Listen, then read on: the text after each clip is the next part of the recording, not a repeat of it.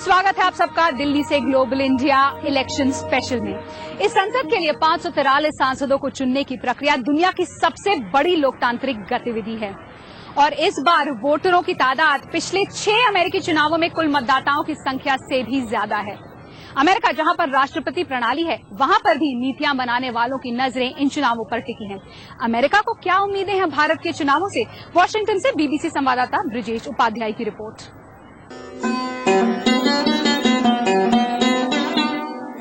Washington के Smithsonian museum में भारतीय मूल के अमेरिकियों के संघर्ष के कुछ दुर्लभ तस्वीरों की प्रदर्शनी। कहानी उन चेहरों की जिन्होंने अपनी मेहनत और काबिलियत के दम पर एक नए मुल्क में अपना झंडा गाड़ा। तो आज जब एक आम अमेरिकी भारत का नाम सुनता है तो उसके दिमाग में क्या तस्वीर उभरती है? Probably the culture, I'd have to say. The food. I think the sitars, because the Beatles went to India, George Harrison, so. Spicy. And are you guys aware that India is holding its elections? No, I wasn't. No, I wasn't. But we're on vacation, so I have taken a vacation from the news too, actually. So is it being held in this area in DC? No, in India. In India, it's being. Oh, there's a big election going on. आप सोच सकते हैं कि यहाँ भारत का मतलब है मसालेदार खाना, नाचती गाती फिल्में, योगा और सिलिकॉन वैली के महारथी। मोदी और राहुल गांधी यहाँ इंडियन साउंडिंग नाम के अलावा और कुछ नहीं है। लेकिन यहाँ से कुछ ही मीलों की दूरी पर भारतीय चुनाव पर जोरदार बहस हो रही है। नया प्रधानमंत्री कौन होगा? वोटरों का रुझान क्या होगा? धर्म और जाति का कितना असर होगा? यहाँ के थिंक टैंक्स में इन सवालों पर हो रही बहस में भी खासी भीड़ जुटती है। लोकतांत्रिक साझेदार के तौर पर अमेरिका के लिए भारत काफी अहम है। अब जब भारत में बदलाव आने वाला है तो ये अमेरिका के लिए भी एक मौका है। इसलिए चुनाव की सफलता और इसके नतीजों में अमेरिका का भी हित जुड़ा हुआ है। कुछ के लिए भारत का मतलब है 1.25 अरब खरीदार। वो जानना चाहते हैं राजनीतिक पार्टियों की आर्थिक नीति क्या होगी। मुझे लगता है कि अमेरिका को चिंता है कि भारत संरक्षणवादी ना हो जाए, विदेशी निवेशकों के प्रति मनमाना रवैया ना हो जाए। अर्थव्यवस्था को पटरी पर लाने के अलावा इस बात को लेकर चिंता रहेगी कि भारत विदेशी निवेशकों के साथ कैसा रुख अपनाता है। कुछ ऐसे हैं जो सोचते हैं कि भारत दुनिया की राजनीति में अहम किरदार अदा कर सकता है। उसमें चीन के बराबर खड़े होने की ताकत है। अमेरिका सरकार चाहती है कि भारत दक्षिण एशिया में क्षेत्रीय ताकत बने, कि वो इस इलाके में आर्थिक एकीकरण को दिशा देने वाला देश बने। आर्थिक और सामरिक दृष्टि से भारत अमेरिका के लिए अहम है, इसमें शायद ही किसी को शक हो। लेकिन इसके अलावा एक सोच ये भी है कि भारत उन गिने चुने देशों में है जहां अमेरिका के लिए अभी भी गर्माहट है। Brijesh Upadhyay, BBC news, Washington. America के अलावा ब्रिटेन और यूरोप के देशों के साथ भी भारत के ऐतिहासिक, राजनीतिक और आर्थिक संबंध हैं। ये देश और खासतौर से यहाँ के कारोबारी किस तरह से देख रहे हैं भारतीय चुनावों को, ये जानने के लिए अमरीश द्विवेदी ने बात की जाने माने भारतीय मूल के उद्योगपति लॉर्ड स्वराज पॉल से।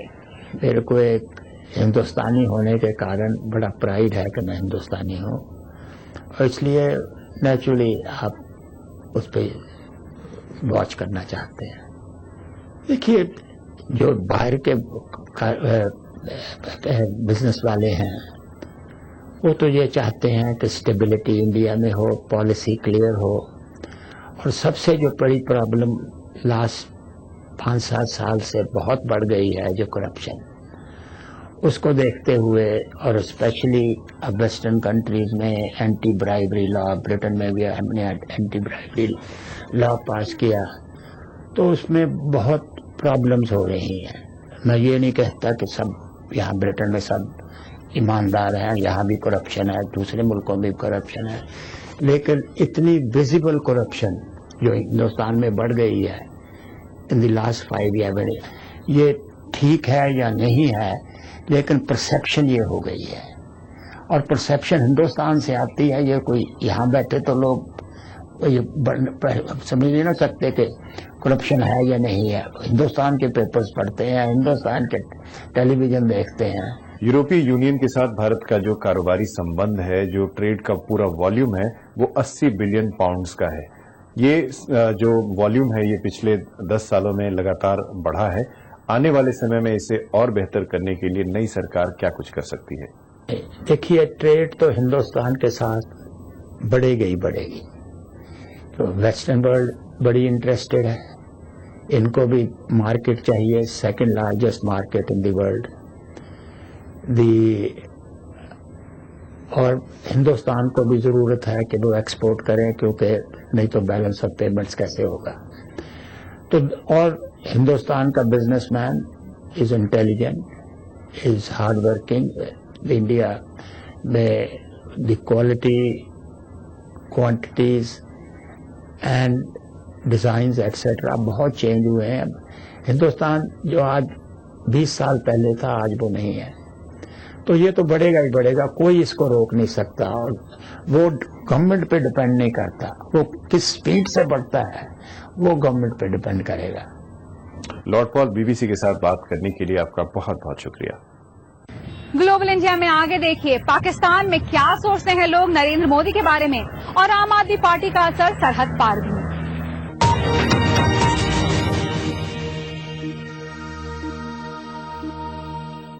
आप देख रहे हैं ग्लोबल इंडिया इलेक्शन स्पेशल। मैं हूं नेहा भटनागर और हम आ गए हैं दिल्ली में राष्ट्रपति भवन के ठीक सामने। भारतीय राजनीति के हलचलों का असर पाकिस्तान तक भी पहुंच रहा है। दिल्ली विधानसभा चुनावों में आम आदमी पार्टी की कामयाबी के बाद पाकिस्तान में भी एक आम आददमी पार्टी खड़ी हो गई है। हालांकि इसका भारत की आम आदमी पार्टी के साथ कोई ताल्लुक नहीं है और पाकिस्तान में इस बात को लेकर भी खासी उत्सुकता है कि आखिर भारत का अगला प्रधानमंत्री कौन बनेगा। रावलपिंडी का एक साधारण मकान। यहाँ कुछ लोग एक मीटिंग के लिए जुटे हैं। छोटे से कमरे में कोशिश हो रही है पाकिस्तान की सियासत में बदलाव लाने की, जिससे कि इसमें आम लोगों की भागीदारी बढ़ सके। इन्हें ये ख्याल भारत में आम आदमी पार्टी के असर को देखकर आया। आम आदमी का जो दुख दर्द है उसका तो ना तो इमरान खान नाम ले रहा है, ना नवाज शरीफ नाम ले रहा है, ना बिलावल, ना जरदारी। तो अवाम के अंदर जो उनके खिलाफ गमो गुस्सा है, उसकी वजह से अवाम देख रहे हैं कि उनके पास चॉइस को हो कि वो आम आदमी के साथ चलें। तो जब हम बाहर निकले हैं तो लोगों ने हमें वेलकम कहा है। वैसे दो और गुट अपनी अलग आम आदमी पार्टी बनाना चाहते हैं। इनमें से एक गुट तो अरशद सुलेहरी के गुट के साथ मिल गया है, मगर दूसरे के साथ मिलने की कोशिशें कामयाब नहीं रही। फिलहाल दोनों गुटों ने पार्टी की रजिस्ट्रेशन के लिए पाकिस्तान के चुनाव आयोग में दरख्वास्त भेजी है। उधर भारत के चुनाव में नरेंद्र मोदी के नाम को लेकर मीडिया में जारी चर्चे से पाकिस्तान के आम लोग थोड़े फिक्रमंद हैं। पाकिस्तान या मुसलमान दुश्मनी तो उसमें है ना, वो तो उसकी बुनियाद में है, उसी बुनियाद पे वो सियासत में है, उसी बुनियाद पे वो चल रहा है। जो उनकी प्रीवियस हिस्ट्री है पाकिस्तान के बारे में, अगर वो पावर में आके पावर को यूज करते हुए उन्हीं चीजों को ज्यादा एक्सप्लॉइट करना शुरू कर दें, पाकिस्तान के ज्यादा अगेंस्ट शिद्दत से हो जाएं अपनी पावर को भी यूज करते हुए, फिर obviously it's not good for India as well, not good for Pakistan as well. जब वो इंडियन प्रीमियर या प्राइम मिनिस्टर बनता है तो वो डेफिनेटली उस तरह बिहेव नहीं करेगा जिस तरह वो वजीर आला के तौर पर बिहेव करता था। वहीं पाकिस्तान में भारत का विरोध करने वाली जमातों का कहना है कि उन्हें इस बात से कोई फर्क नहीं पड़ता कि भारत में सत्ता किसके हाथ में आती है। भारत में आने जाने वाले हुक्मरान पाकिस्तान के लिए सब एक ही जैसे रहे हैं। सबने पाकिस्तान की नफी की है, अखंड भारत की बात की है और पाकिस्तान के लिए मुश्किलात पैदा की हैं। वैसे नवाज शरीफ की अगुवाई वाली पाकिस्तान सरकार का कहना है कि वो अमन चाहते हैं, पर भारत की अगली सरकार जैसा बर्ताव करेगी उनका बर्ताव भी वैसा ही होगा। जहाँ तक हमारा ताल्लुक है, बेहतरीन ताल्लुकात रखना चाहते हैं और जहाँ तक इंडिया का ताल्लुक है, जो पार्टी क़यादत में आएगी वो अपना फैसला करे। ठीक है, अगर वो अच्छे ताल्लुकात रखना चाहेंगे हम अच्छे ताल्लुकात रखेंगे, अगर वो जंग की राह अख्तियार करेंगे उसके लिए हमें तैयार पाएंगे। पाकिस्तान और हिंदुस्तान के दरमियान ताल्लुकात की बेहतरी में जहां दहशतगर्दी के वाकयात आड़े आए हैं, वहीं दोनों ममालिक में आम इंतखाबात भी तातुल की अक्सर वजह बने रहे हैं। अब जबकि दोनों ममालिक की हुकूमतें कम अज कम 4 साल इकट्ठा काम करेंगी, तो यहाँ के लोग उम्मीद कर रहे हैं कि ताल्लुकात की बेहतरी के इम्कानात भी ज्यादा होंगे। हारून रशीद, BBC न्यूज, इस्लामाबाद। पाकिस्तान ही नहीं, दूसरे पड़ोसी देशों में भी भारत के चुनावों को लेकर अच्छी खासी दिलचस्पी है और यही वजह है कि बड़ी संख्या में अंतर्राष्ट्रीय पत्रकार भारतीय इलेक्शंस को जोर शोर से कवर करने में जुटे हुए हैं। तो आखिर किन मुद्दों में है दूसरे देशों की दिलचस्पी जिन पर ये पत्रकार खास ध्यान दे रहे हैं? चुनावी समर शुरू हो चुका है। इसके ऐलान के बाद से ही बड़े बड़े राजनीतिक सूरमा चुनावी अखाड़े में ताल ठोक कर उतर पड़े। वहीं भारत में विदेशी मीडिया के प्रतिनिधियों के लिए भी ये एक बड़े अवसर से कम नहीं। दुनिया के सबसे बड़े लोकतंत्र में जारी चुनावी हलचल को दुनिया के अलग अलग हिस्से में पहुंचाने के लिए विदेशी संवाददाता देश का चप्पा चप्पा छान रहे हैं। India is such a complex place and so vast. Bharat अपने आप में बहुत बड़ा और जटिल देश है। हमें अपने पाठकों को यहाँ की परिस्थितियों के बारे में सरल भाषा में समझाना पड़ता है।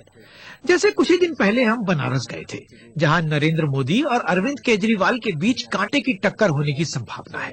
एक शानदार और ऐतिहासिक शहर की पृष्ठभूमि पर बन रही खबर विदेशी पाठकों को समझाने में आसान थी। इस चुनाव में ब्रेकिंग न्यूज के अलावा हम फीचर स्टोरीज पर भी ध्यान दे रहे हैं। देश के भीतरी इलाकों से खबरें निकालने के लिए हम कई राज्यों में जाने की योजना बना रहे हैं। भारत का चुनाव उसके पड़ोसियों के लिए भी महत्व रखता है।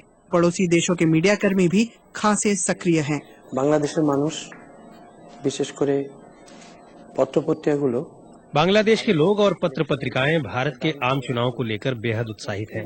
भारत के चुनावी नतीजे इस क्षेत्र की आगे की दशा दिशा तय करेंगी। जहां बांग्लादेशी मीडिया में भारत की भावी विदेश नीति पर नजर रखी जा रही है, वहीं नेपाल के समाचार पत्रों में भारत की भावी सरकार से की जा रही उम्मीदों को जगह दी जा रही है। 70% ट्रेड ट्रांजिट और इकोनॉमिक हमारा रिलेशन जो है इंडिया से, इसलिए भी अब इंडिया कैसी पॉलिसी लेगा, नेपाल पॉलिसी क्या होगा, ये सब हम वहाँ से देखते रहते हैं, क्योंकि ये डायरेक्ट और डेली बेसिस में इफेक्ट पड़ने वाली बात है। इन सब के अलावा अंतर्राष्ट्रीय मीडिया चुनाव में भारत की उस नब्ज को भी परख रहा है जिसने मंदी के दौर में भारत को एक खास पहचान दिलाई, भारत की अर्थव्यवस्था। I can say that among the readers of the Financial Times, there's very, very strong interest in the election and its likely outcome. मैं साफ तौर पर कह सकती हूँ कि फाइनेंशियल टाइम्स के पाठकों के बीच भारत के आम चुनावों और नतीजों को लेकर काफी रुचि है। निश्चित तौर पर भारत एक उभरता हुआ बाजार है और कई विदेशी कंपनियां यहाँ निवेश करना चाहती हैं, लेकिन बीते कुछ सालों में एक धारणा बन गई है कि यहाँ की अर्थव्यवस्था पिछड़ी हुई है। हमारे ज्यादातर पाठक और कंपनियां उम्मीद कर रहे हैं कि भारत की नई सरकार बाजार में नए मौके लेकर आएगी। विदेशी पत्रकारों की रुचि केवल चुनाव प्रचार के कवरेज तक ही सीमित नहीं, बल्कि नतीजों पर भी टिकी हुई है। Tushar Banerjee, BBC, Delhi. Global India में आगे बात करेंगे महिला सुरक्षा की। आपको ले चलेंगे मिजोरम, जहां कुल महिला आबादी के मुकाबले सबसे ज्यादा रेप के मामले दर्ज किए जाते हैं।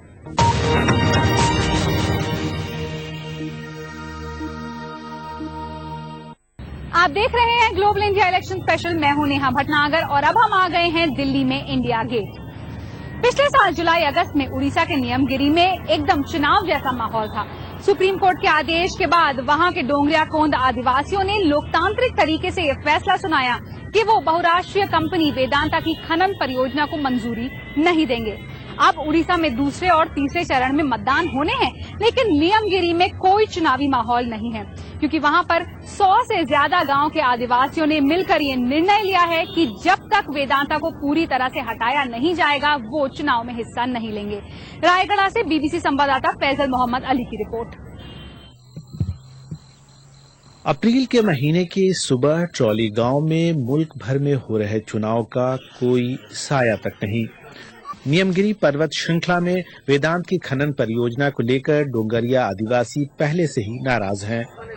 हाल में 112 गांव के लोगों ने एक बैठक की, जिसमें आम चुनाव के बहिष्कार का फैसला किया गया। सरपंच हमारा दर्द कोई नहीं समझता है, तो फिर हम क्यों वोट दें? सरकार हमारी मदद करेगी तो हम वोट देंगे।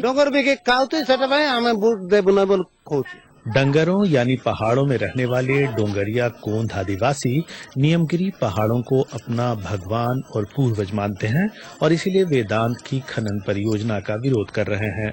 सुप्रीम कोर्ट के हुक्म पर फिलहाल खनन का काम बंद है। जंगलों से पटे इस क्षेत्र में नक्सली भी सक्रिय हैं। आदिवासियों ने क्षेत्र से सुरक्षा बलों और वेदांता की लांजीगढ़ फैक्ट्री को हटाने की मांग रखी है। असुविधा होती, पुलिस बल रास्ता दिखाने को बोलते हैं, नहीं तो कहते हैं कि हमें थाने ले जाएंगे। पुलिस वाले हमारे घर में घुसकर हमारी माँ बहनों से दुर्व्यवहार करते हैं। भारत की आजादी के 65 सालों में क्या जनता के द्वारा और जनता के लिए चुनी सरकार से इन्हें कुछ भी नहीं मिला है? एक स्कूल गांव में है, पर उसमें मास्टर ही नहीं आता, घर नहीं है, बिजली नहीं है। गांव में पानी और शौचालय की बात करना तो यहाँ के ग्रामीणों के लिए सपने के समान है। हाँ, उन्हें पंचायत के माध्यम से 35 किलो चावल 1 रुपए के दर से दिया जाता है, लेकिन उसके लिए प्रखंड मुख्यालय जाना होता है पैदल, और ये सफर कई बार तो 20 किलोमीटर तक लंबा हो सकता है। आजादी के 6 दशकों बाद भी कुछ लोगों के लिए आज भी 2 जून की रोटी एक संघर्ष है, और तरक्की और विकास के तमाम दावों के बावजूद भी हुकूमतें जिसे सबसे बड़ी उपलब्धि मान रही हैं वो है गरीबों को दिया जाने वाला 35 किलो चावल। फैसल मोहम्मद अली, टॉलीग्राम, मुनीगुड़ा, उड़ीसा। और अब बात उस राज्य की जहां बड़ी संख्या में महिलाएं पढ़ी लिखी हैं, नौकरी पेशा हैं और वहां पर महिलाओं की सुरक्षा एक बड़ा चुनावी मुद्दा है। हम बात कर रहे हैं पूर्वोत्तर राज्य मिजोरम की। यहाँ महिलाओं की कुल आबादी के मुकाबले सबसे ज्यादा बलात्कार दर्ज किए जाते हैं। तमाम तरक्कियों के बावजूद महिलाओं का राजनीतिक प्रतिनिधित्व न के बराबर है। मिजोरम से दिव्या आर्या की रिपोर्ट। आजाद ख्याल, ऊंचे इरादे। मिजोरम विश्वविद्यालय की इन छात्राओं ने अपनी जिंदगी के रास्ते खुद चुने हैं, पर इस खूबसूरत तस्वीर में एक घिनौनी सच्चाई छिपी है। मिजोरम में बलात्कार की दर सबसे ज्यादा है। अधिकतर बलात्कारी पीड़िता के जानने वालों में से होते हैं। 19 वर्षीय सारा बताती हैं कि जब वो महज 10 साल की थी, तब से उनके सौतेले पिता ने उनके साथ बार बार बलात्कार किया और वो कुछ नहीं कह पाई। मेरे परिवार ने मुझे अपने पिता को माफ करने के लिए मजबूर किया। अगर फैसला मुझे करने देते तो मैं उन्हें कभी माफ नहीं करती। अब मुझे उनसे ही नहीं, सब आदमियों से डर लगता है। मैगी ने सारा जैसी कई महिलाओं की मदद की है। वो बताती हैं कि मिजोरम के ईसाई समाज में मान्यता है कि अगर हिंसा करने वाला पश्चाताप करे तो उसे माफ कर देना चाहिए, पर सड़कों और बाजारों की रौनक इस राज को निकल जाती है। उत्तर भारत के किसी भी बाजार से एकदम अलग यहाँ ज्यादातर दुकानें महिलाएं चला रही हैं। बताया जाता है मिजोरम में 80% व्यापारी महिलाएं ही हैं, लेकिन इसके बावजूद समाज में उनकी स्थिति बेहतर नहीं है और राजनीति में उनकी मौजूदगी ना के बराबर। जोथान किमी किमतेई 2 बार राज्य के चुनाव में खड़ी हुई पर हार गईं। वो मुझे बताती हैं कि आज तक मिजोरम से कोई महिला सांसद नहीं चुनी गई हैं और इस बार तो किसी को टिकट भी नहीं मिला।